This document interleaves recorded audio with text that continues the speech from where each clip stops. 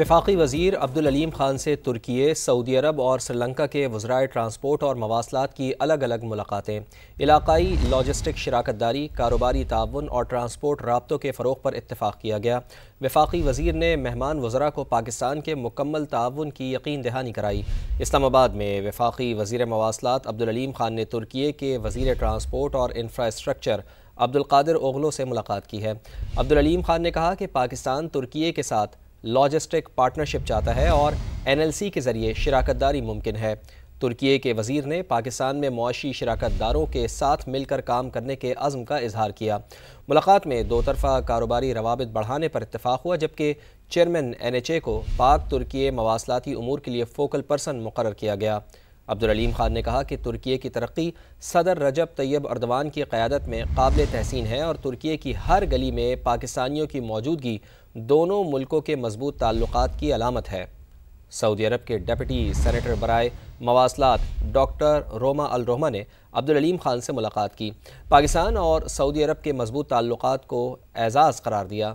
سعودی deputy senator نے وفاقی وزیر کو سعودی عرب کے دورے کی دعوت بھی دی ہے۔ سری لنکا کے وزیر ٹرانسپورٹ بمل رتھ نائک سے ملاقات میں کاروباری مواقع بڑھانے، بندرگاہوں اور لاجسٹک مراکز کے قیام کے لیے تعاون پر اتفاق ہوا۔ سری لنکن وزیر نے بس بیڑے کی جدید کاری اور بدھ مت کے ثقافتی ورثے کے فروغ کے لیے پاکستان سے تعاون کی درخواست کی۔ وفاقی وزیر نے مہمان وزیر کو مکمل تعاون اور قومی اداروں کی خدمات کی یقین دہانی کرائی ہے۔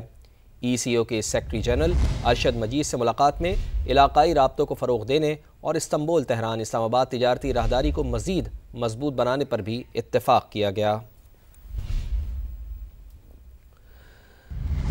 اسلام آباد میں ریجنل ٹرانسپورٹ منسٹرز کانفرنس ترکی کے وزیر ٹرانسپورٹ عبدالقادر اوغلو نے کہا ہے کہ پاکستان ان ممالک میں شامل ہے جو درست اندازے اور منصوبہ بندی سے مستقبل کو بدلنے کی صلاحیت رکھتے ہیں۔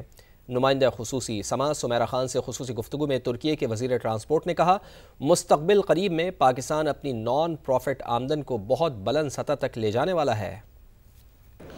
اس وقت میرے ساتھ ترکی کے minister for transportation and infrastructure mister Abdulkadir موجود ہیں۔ میں ان سے بات چیت کرنا چاہوں گی۔ My question would be from you that how do you see Pakistan's all efforts to connect the region in one go and how do you see that the benefits of this international conference? Bölgesel Ulaştırma Bakanları Konferansı yapılıyor.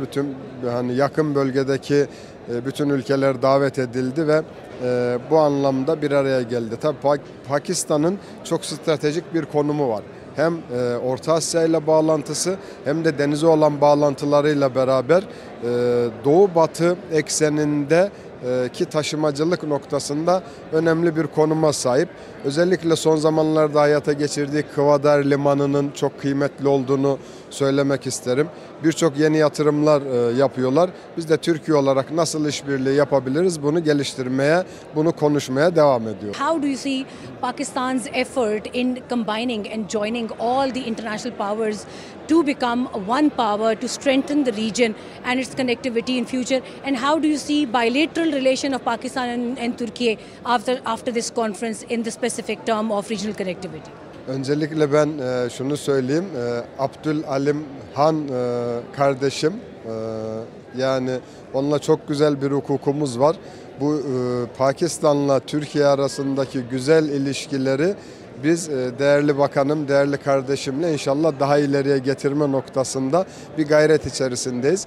Biz onu ne zaman davet etmişsek o Türkiye'ye geldi. Onun davetine de biz icabet etmiş olduk. Ben ilk defa Pakistan'a geldim. Bugün ve yarın inşallah birazcık daha görmüş olacağız. Pakistan gelecek vaat eden, geleceği öngören ve okuyan ülkelerden bir tanesi. Yakın gelecekte Pakistan'ın gerek gayri safi yurt içi hasılasını çok yükseklere çıkaracağını, ki rakamlardan bahsetti. İlk etapta 1 trilyon dolara gelmeyi planladı Pakistan. Biz bundan ancak memnuniyet duyuyoruz. Biz de Pakistan'la Uzak Doğu ile yapılan, Arap Yarımadası ile yapılan, Avrupa ile yapılan ticaret noktasında Türkiye olarak انسداد دہشت گردی عدالت راولپنڈی میں 26 نومبر احتجاج کے case کی سماعت میں وارنٹ گرفتاری کی تعمیل کے باوجود علیمہ خان پیش نہ ہوئیں۔ عدالت نے علیمہ خان کا شناختی کارڈ اور پاسپورٹ بلاک کرنے کا حکم دے دیا ہے۔ مزید جان لیتے ہیں، سماج کے نمائندے یاسر حکیم ہمارے ساتھ موجود ہیں۔ یاسر، تفصیلاً بتائیے عدالت نے کیا احکامات جاری کیے ہیں؟ دیکھیں، 3 دفعہ بلا ضمانت وارنٹ گرفتاری جاری ہونے کے بعد گزشتہ روز راولپنڈی پولیس کے ایس ٹی پی او سٹی نے اسلام آباد میں علیمہ خانم سے ان کے بلا ضمانت وارنٹ گرفتاری کی تعمیل کرائی تھی اور انہیں آگاہ کیا تھا کہ آج ان کے خلاف مقدمہ کی سماعت ہے، اس لیے وہ انسداد دہشت گردی عدالت پیش ہوا۔ جب ان کے خلاف 26 نومبر پر درج مقدمہ کی سماعت کا آغاز ہوا تو اس دوران بھی وہ عدالت پہ پیش نہ ہوئی۔ عدالت نے کافی دیر ان کا انتظار کیا، لیکن ان کی عدم حاضری پر اب سے تھوڑی دیر قبل عدالت نے ان کے خلاف کارروائی کا حکم دیا اور ان کے ضامن جنہوں نے پہلی ان کی ضمانت دی تھی ان کی پراپرٹی کور کرنے کے احکامات کے ساتھ ساتھ علیمہ خانم کا پاسپورٹ اور آئی ڈی کارڈ بلاک کرنے کے احکامات جاری کیے اور گورنر اسٹیٹ بینک کو حکم دیا ہے کہ وہ علیمہ خانم کے جتنے بینک اکاؤنٹس ہیں وہ تمام کے تمام فریز کر کے رپورٹ عدالت میں پیش کریں۔ مقدمہ کی سماعت جو ہے وہ 27 اکتوبر تک ملتوی کر دی گئی ہے۔ جی، بہت شکریہ آپ کا۔ عالمی منظرنامے سے خبر ہے کہ امریکی صدر کا کینیڈا پر ٹیرف مخالف جعلی اشتہار چلانے کا الزام۔ امریکہ نے کینیڈا کے ساتھ تمام تجارتی مذاکرات فوری منسوخ کر دیے ہیں۔ کینیڈین حکومت نے $75,000 سے ایک جعلی اشتہار چلایا۔ صدر ڈونلڈ ٹرمپ کا ایسا کہنا ہے۔ اشتہار میں رونلڈ ریگن کو ٹیرف کے خلاف بات کرتے دکھایا گیا۔ یہ امریکی سپریم کورٹ عدالتی فیصلوں پر اثر انداز ہونے کی کوشش ہے۔ ٹیرف امریکہ کی قومی سلامتی اور معیشت کے لیے نہایت اہم ہے، صدر ڈونلڈ ٹرمپ کا ایسا کہنا ہے۔ تو امریکی صدر کا کینیڈا پر ٹیرف مخالف جعلی اشتہار چلانے کا الزام۔ اہم خبر کے اسلام آباد ہائی کورٹ کے جسٹس طارق محمود جہانگیری کی ڈگری منسوخی کے خلاف درخواست پر سندھ ہائی کورٹ نے فریقین سے آئندہ سماعت پر جواب طلب کر لیا ہے۔ درخواست میں جامعہ کراچی اور وفاقی حکومت کو فریق بنایا گیا ہے۔ آپ کو بتائیں کہ سندھ ہائی کورٹ میں جسٹس طارق محمود جہانگیری کی ڈگری منسوخی کے خلاف درخواست۔ جسٹس طارق محمود جہانگیری کی ڈگری کو منسوخ کیا گیا تھا۔ درخواست میں موقف اختیار کیا گیا۔ ڈگری منسوخ کرنے سے قبل کوئی نوٹس جاری نہیں کیا گیا۔ کراچی یونیورسٹی کے فیصلے کو غیر قانونی قرار دیا جائے، درخواست میں یہ موقف اختیار کیا گیا۔ درخواست میں جامعہ کراچی اور وفاقی حکومت کو فریق بنایا گیا ہے۔ سندھ کے سینئر وزیر شرجیل انعام میمن کہتے ہیں کہ سندھ حکومت ثقافت، تاریخ اور عوامی جد و جہد کو اجاگر کرنے کے لیے جدید میڈیا اور فلم سازی کو مؤثر ذریعہ سمجھتی ہے۔ سندھ کے سینئر وزیر شرجیل انعام میمن کی زیر صدارت محکمہ اطلاعات کے کانٹینٹ اینڈ پروڈکشن بورڈ کا اجلاس منعقد ہوا۔ اجلاس کو بریفنگ دی گئی کہ محکمہ اطلاعات کے 4 فلمی منصوبے مکمل ہو چکے ہیں، جن میں 3 دستاویزی فلمیں اور 1 فیچر فلم شامل ہے۔ شرجیل انعام میمن نے کہا کہ سندھ حکومت فنون لطیفہ، فلم اور میڈیا کے شعبوں میں سرمایہ کاری کو فروغ دے رہی ہے۔ محکمہ اطلاعات کے فلمی منصوبے صوبے کے مثبت تشخص کو نمایاں کرنے کے ساتھ ساتھ نوجوان فلم سازوں اور اداکاروں کو اپنی تخلیقی صلاحیتیں سامنے لانے کے مواقع فراہم کریں گے۔ آزاد کشمیر کا 78واں یوم تاسیس آج منایا جا رہا ہے۔ مظفر آباد میں منعقدہ مرکزی تقریب میں وزیر اعظم آزاد کشمیر نے پرچم کشائی کی۔ اس موقع پر پولیس کے دستوں نے سلامی دی۔ اس حوالے سے مزید بتا رہے ہیں مظفر آباد سے نمائندہ سما امیر الدین مغل۔ جی بالکل، آزاد کشمیر کا 78واں یوم تاسیس آج آزاد کشمیر بھر میں بھرپور طریقے سے منایا جا رہا ہے۔ دالپور مظفر آباد میں مرکزی تقریب کا انعقاد کیا گیا، جس میں وزیر اعظم آزاد کشمیر چودھری انوار الحق نے پرچم کشائی کی اور انہوں نے پریڈ کا معائنہ بھی کیا۔ پولیس کے چاق و چوبند دستوں نے سلامی بھی پیش کی۔ اس طرح آزاد کشمیر کے دیگر اضلاع جو ہیں 10 ان میں بھی تقریبات کا سلسلہ جاری ہے۔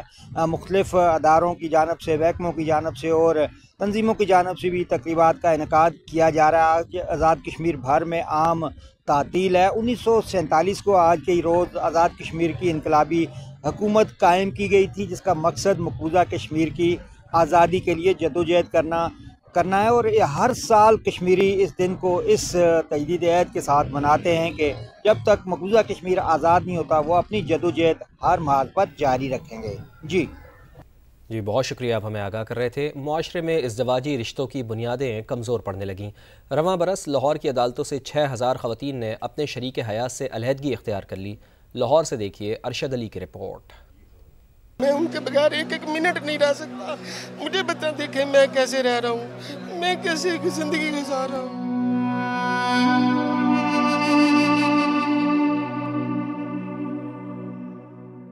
کچھ رشتے وقت کی گردش میں بکھر جاتے ہیں،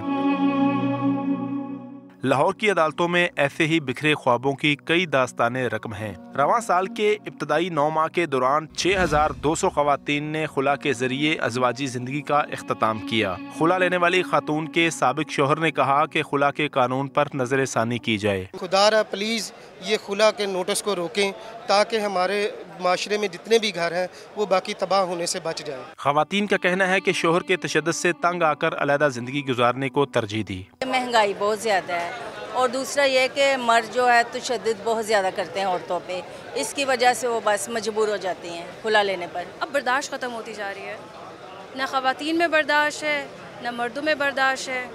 मर्द जो है ख़ानदान को सपोर्ट करने को इतना प्रायोरिटाइज़ नहीं कर पा रहे जैसे पिछले ज़माने में मर्द करते थे, और वैसे ही औरतें उस तरीके से उनका ख्याल नहीं रख पा रही। लाहौर में रोजाना औसतन 60 खुला के मुकदमात दायर हो रहे हैं जो खानदानी निज़ाम की ज़बू हाली की गवाही देते हैं।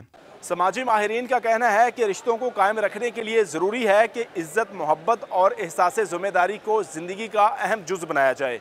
कैमरामैन आसिफ शकील के साथ अरशद अली समा, लाहौर।